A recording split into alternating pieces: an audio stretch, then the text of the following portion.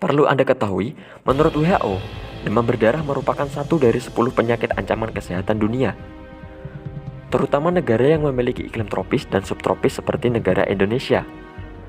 Penyakit demam berdarah disebabkan oleh virus dengue yang ditularkan melalui gigitan nyamuk Aedes aegypti. Dengan kondisi cuaca di Indonesia saat musim penghujan yang tidak selalu stabil dan memiliki curah hujan yang sangat tinggi, menyebabkan banyaknya genangan air. Genangan air yang dibiarkan akan dijadikan nyamuk sebagai tempat perindukannya. Bagi nyamuk, tempat perindukannya merupakan tempat paling penting untuk dapat hidup dan berkembang biak. Kejadian demam berdarah yang terjadi dapat dipengaruhi oleh kepadatan jentik nyamuk Aedes aegypti yang ada di lingkungan sekitar kita. Berdasarkan data Kementerian Kesehatan Republik Indonesia tahun 2024, bahwa kasus demam berdarah yang tercatat sampai bulan Juni tahun 2024 sebanyak 146.605 kasus. Dengan jumlah kematian tercatat sebanyak 869 kasus.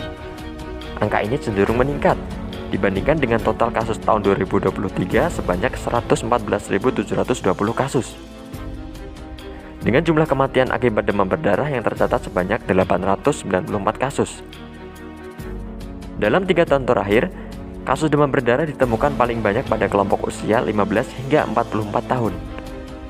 Dalam 7 tahun terakhir, kematian demam berdarah paling banyak ditemukan pada kelompok usia 5 hingga 14 tahun.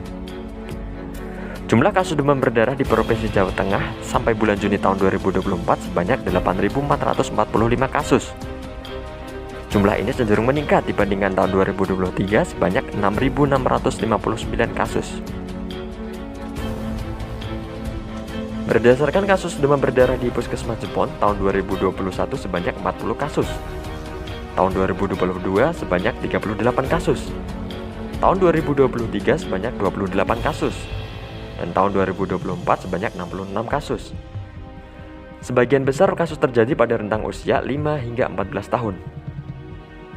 Pemerintah memiliki strategi nasional penanggulangan DBD tahun 2021 hingga tahun 2025 antara lain penguatan manajemen vektor yang efektif, aman, dan berkesinambungan, serta peningkatan pelibatan masyarakat yang berkesinambungan. Angka bebas jentik di wilayah Puskesmas Jepon tahun 2021 hingga tahun 2023 yaitu kurang dari 95%, yang artinya berisiko tinggi terjadinya kasus demam berdarah. Oleh karena itu, Puskesmas Jepon melakukan peran serta anak sekolah sebagai kader pemantau jentik nyamuk.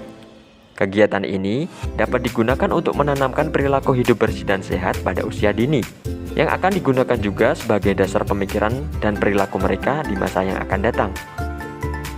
Berkaitan dengan hal tersebut, Puskesmas Jepon membuat inovasi bernama Si Cantik Suka Mas John, yaitu singkatan dari Siswa Pencari Jentik Puskesmas Jepon. Prosedur kegiatan ini adalah petugas menyusun dan membuat formulir pemantauan jentik nyamuk. Petugas mengkoordinasikan dengan pihak sekolah terkait waktu sosialisasi pemantauan jentik nyamuk. Petugas melakukan sosialisasi kepada anak sekolah tentang pemantauan jentik nyamuk dan cara pelaporannya. Siswa menyiapkan alat dan bahan.